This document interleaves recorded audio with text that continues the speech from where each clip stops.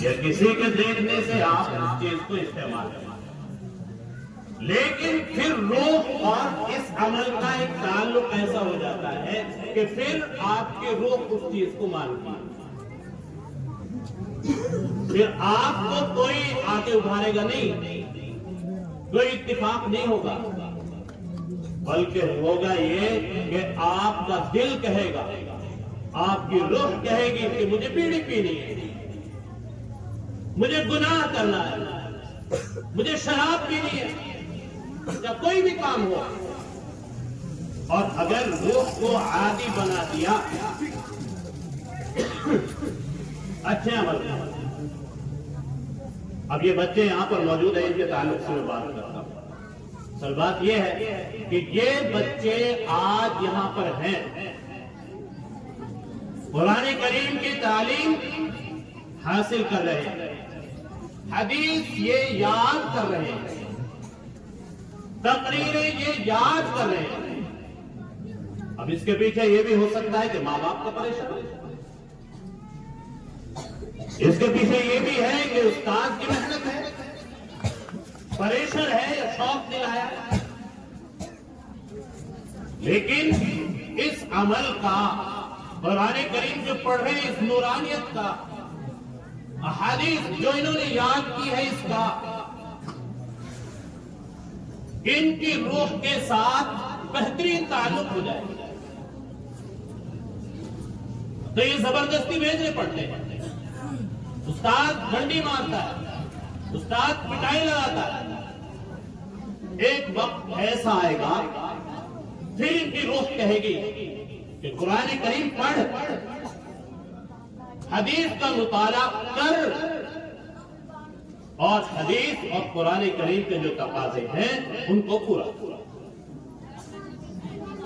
تو میرے پیارے بھائیوں، بزرگوں، دوستوں، میرے نوجوان ساتھیوں، آج کی سچویشن، تقریریں بہت ہو گئی، تقریروں میں ہنس بھی لیے، تقریروں میں جو ہے آخرت کی بھی بہت باتیں ہو گئی، لیکن جو اچھائی دنیا کی ہے، جو اقدام، جو کام ہمیں یہاں کرنا ہے، فی الدنیا حسنہ وفی الآخرۃ حسنہ، پہلے اچھائی دنیا کے اندر جتنے بھی نبی آئے انہوں نے یہی محنت کی کہ ان لوگوں کی روح ایسے کاموں کی، ایسے سسٹم کی عادی ہو جائے کہ جو یہ چاہ کر بھی اس سسٹم کو، اس کام کو، یا جو نبیوں نے جو راستہ دیا اس کو چھوڑ نہ سکے۔ یہی حکمت جماعت کی ہوتی ہے۔ 40 دن کے لیے جو جاتے کیا اس کی حکمت، 3 دن کے لیے جاتے کیا حکمت ہے؟ یہی حکمت ہے کہ جب 40 دن تک یہ اللہ کا ذکر کرتے رہیں گے، تعلیم سنتے رہیں گے، اچھے کام کرتے رہیں گے، لوگوں کے پاس اللہ کی دعوت لے کر جاتے رہیں گے، پھر ان کی روح کا تعلق اس عمل سے ہو جائے گا اور اس عمل کے لیے ان کی روح تڑپے گا۔ تو میرے پیارے بھائیوں، بزرگوں، دوستوں، ایک بات تو یہ کہ یہ مطلب کیوں کھلے، دوسری بات یہ ہے کہ جس طریقے سے 1984 کے آس پاس پنجاب کے حالات ہوئے تھے، اور پھر اس کے بعد میں گورنمنٹ کی طرف سے ایک ریئیکشن پنجاب میں ہوا، ظاہر سی بات ہے کہ پنجاب کے اندر، پنجاب میں یہ بھی آتا تھا، یہ بھی جو ہے پنجاب کا ایک قصہ تھا پرانے زمانے میں، متحدہ پنجاب، وہاں کیا کیا گورنمنٹ نے 1984 کے بعد وہاں یہ کیا کہ وہاں جو منشیات، جو نشے کی جو چیزیں ہیں ان کی کھلی چھوڑی گورنمنٹ نے دی۔ اب پنجاب کے اندر، پورے ہندوستان کے اندر سب سے زیادہ نشہ کہاں ہوتا ہے؟ پنجاب کے اندر ہوتا ہے۔ اب جب سے ہمارے یہاں جو یہ مسئلہ ملک کے اندر ہوا تھا، اس کے بعد سے گورنمنٹ کی ایک پالیسی ہے، جو مخالف طاقتیں ان کی پالیسی ہے وہ پالیسی کیا ہے کہ یہاں کی نسلوں کو نشے کے اندر ایسا دھت کر دو جو وہ کسی اور چیز کے بارے میں سوچ ہی نہ سی. اسی پالیسی پر جو کام ہوتا پہلے کوئی جانتا تھا شراب کیا؟ صرف نام سنتے تھے. کوئی جانتا تھا کہ گانجا کس بلا کا نام ہے، یہ اسمیک کس بلا کا نام ہے؟ کوئی نہیں جانتا تھا. لیکن میرے پیارے بھائیوں بزرگوں دوستوں، اب یہ کام گورنمنٹ کی سرپرستی میں ہو رہا ہے اور ہوگا. آپ کتنا ہی زور لگا لو، گورنمنٹ سرٹیفکیٹ دے گی. شراب کے اڈے کھلیں گے کیونکہ نظام آپ کے پاس نہیں ہے. آپ کی سیاسی اعتبار سے شکست ہو چکی ہے. نہ مدنی سیاست میں آپ کا کوئی کردار ہے، نہ قومی سیاست میں آپ کا کوئی کردار ہے، اور نہ ہی جو ہے بین الاقوامی انٹرنیشنل جو پالیٹکس ہے، یہ سیاست ہے، اس میں آپ کا کوئی کردار ہے. آپ نہیں روکے. آپ ایک غلام قوم ہے جس کا کوئی کردار نہیں ہے. تو یہ کام سرکار کی سرپرستی میں ہوگی، اور انہیں روکنے کا سب سے بہترین جو طریقہ ہے وہ طریقہ مکاتب.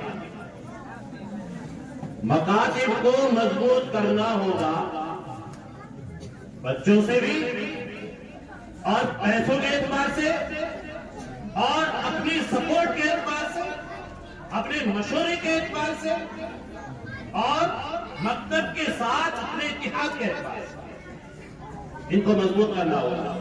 اگر اپنے بچے بچانے، اپنا گاؤں بچانا ہے، اپنی سوسائٹی بچانی ہے تو یہ کام کرنا پڑے گا. اگر آپ کے مکتب جو ہے کمزور ہوئے تو جو ہے آپ کا شیرازہ ختم، آپ کی نسلیں ختم. اور بھی دیکھو میوات کے اندر عورتیں بھی شراب پی رہی ہیں. میوات کے اندر عورتیں بھی شراب پی رہی ہیں. جو حقیقت ہے وہ تسلیم کرنی پڑے گی. آپ کتنے ہی کہہ لیں کہ میوات جو ہے ایسے لوگوں کی جو ہے سرزمین ہے جہاں صحابہ کے کردار دکھائی دیتے ہیں. نہیں، یہ حقیقت نہیں ہے. حقیقت کچھ اور ہے جو گلی گلی میں گھر گھر میں آپ دیکھتے ہیں. اور ایک بات اور، ابھی بات نہیں نا روح اور عمل کی بات. دیکھو ان بچوں کے اندر جو روح پیدا ہوتی ہے اور روح کے ساتھ عمل کا جو تعلق پیدا ہوتا ہے، اس کے اندر بھی آپ کا ایک بہت بڑا کردار ہے. یہ بچے ہیں، آج بچے ہیں، لیکن آج کے 70 سال بعد بھی اگر آپ ان سے کوئی چیز پوچھیں گے، اس پروگرام کے بارے میں پوچھیں گے کہ وہ پروگرام فوراً جو ہے بتا دیں وہ پروگرام ہوا تھا، اس میں فلاں مولانا آئے تھے، فلاں جو ہے شخص تھے، انہوں نے وہاں پر پروگرام کیا تھا، ایسا کمرہ تھا. کیوں؟ کیونکہ ان کے اندر ایک میموری ہے. اللہ نے ایک سسٹم رکھا ہے دماغ کے اندر. جب اس سے جو بات پوچھی جاتی ہے 70 سال بعد وہ چیز جو آج اس کے دماغ کے اندر داخل ہوئی 70 سال بعد اسکرین کی طرح جو ہے اس کے سامنے آ جائے گا، بتا دے گا. تو یہ اولادیں جو بگڑتی ہے نا، اس میں سب سے بڑا جو ہے کردار ہمارا ہوتا ہے. ہم جو کر رہے ہوتے ہیں گھر کے اندر، وہ اس کی میموری کے اندر وہ چیز جاری ہوتی ہے،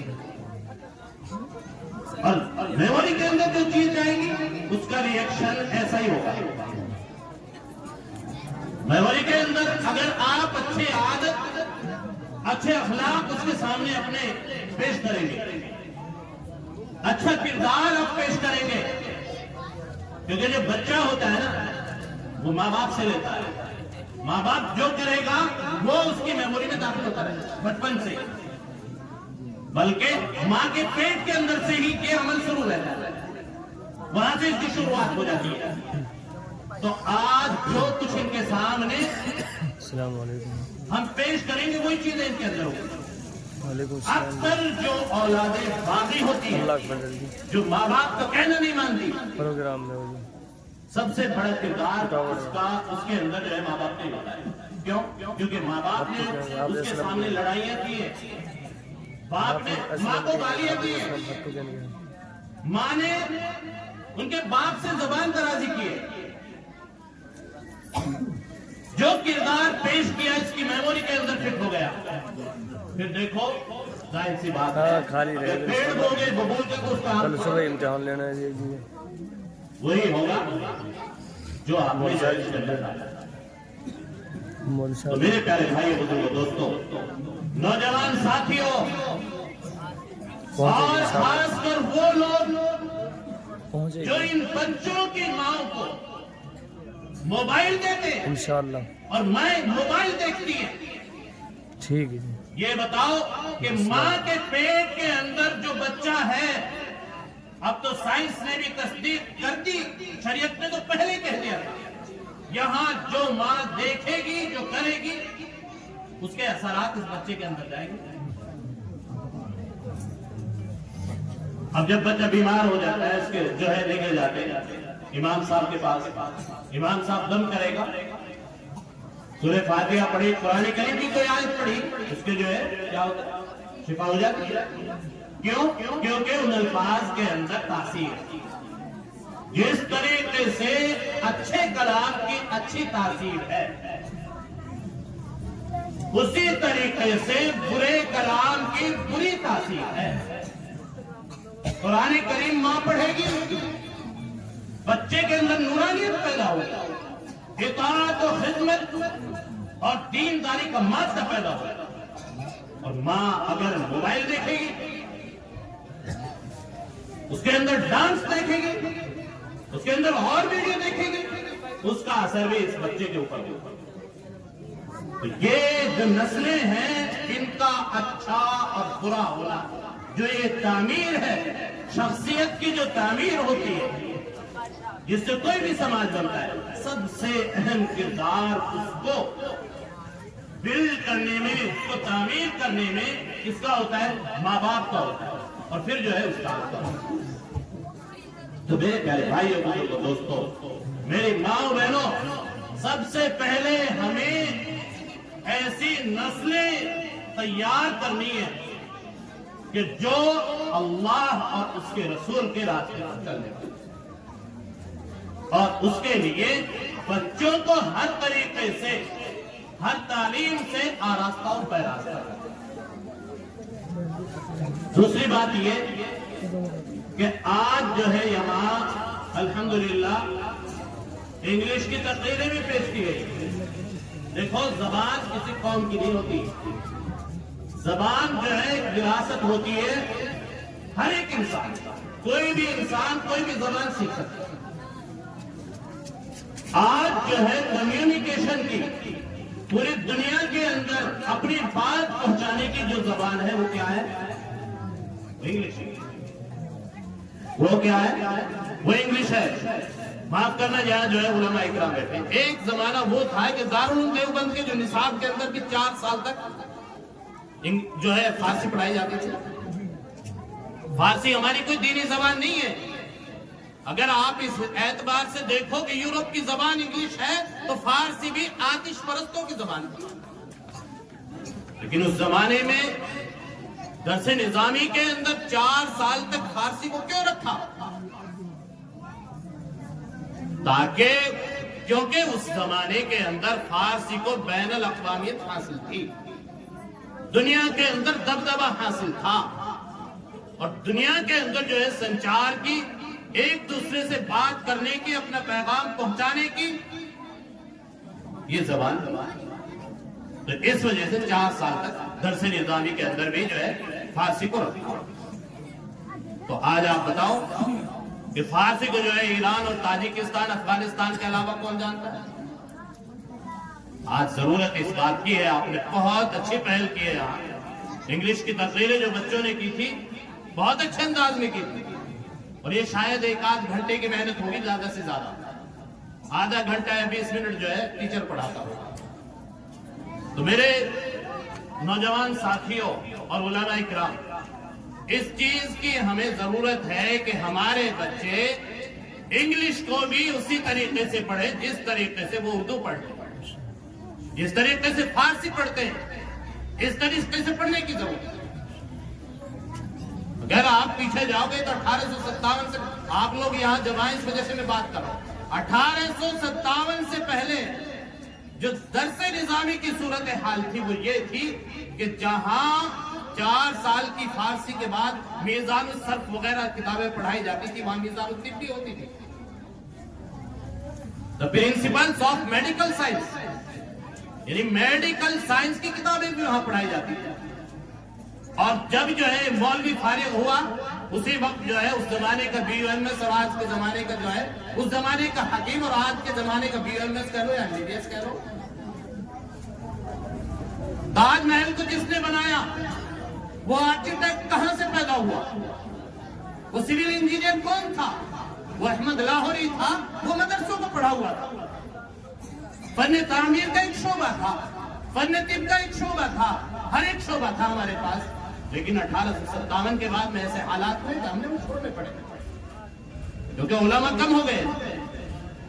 तो मेरे प्यारे भाइयों, बुजुर्गों, दोस्तों, नौजवान साथियों, मेरे बुजुर्गों, इस चीज की भी जरूरत है कुछ बात? है?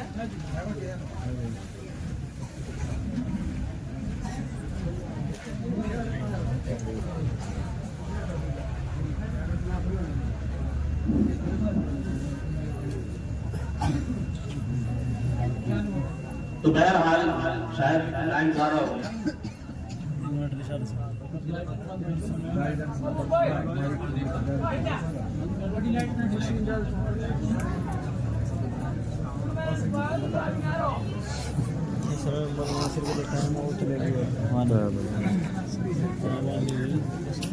नासिर आज के वक्त एक मॉडर्न आलिम है जो दोनों तालीम से वारास्ता है। ऐसा आलिम